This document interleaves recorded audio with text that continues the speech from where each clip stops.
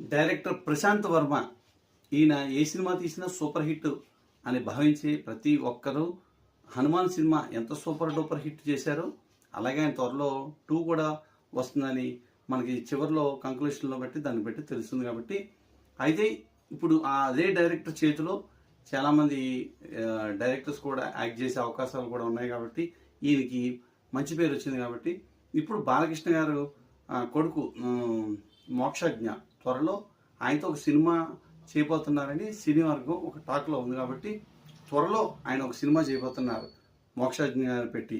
అయితే మోక్షజ్ఞ గారు ఇంతవరకు సినీ ఇండస్ట్రీలో అడుగు పెట్టలేదు. కాబట్టి ఇక ఆయన ఈ చేతిలో పడ్డారంటే ఇక తిరుగులేని సూపర్ డూపర్ హిట్ కొట్టే అవకాశం ఉంది. కాబట్టి నందమూరి బాలకృష్ణ గారికి వాళ్ళ అబ్బాయిని ఇండస్ట్రీకి పరిచయం చేస్తున్నారు. కాబట్టి ఈ సినిమా కూడా ఇక ఇండస్ట్రీకే ఒక నెంబర్ 1 సినిమా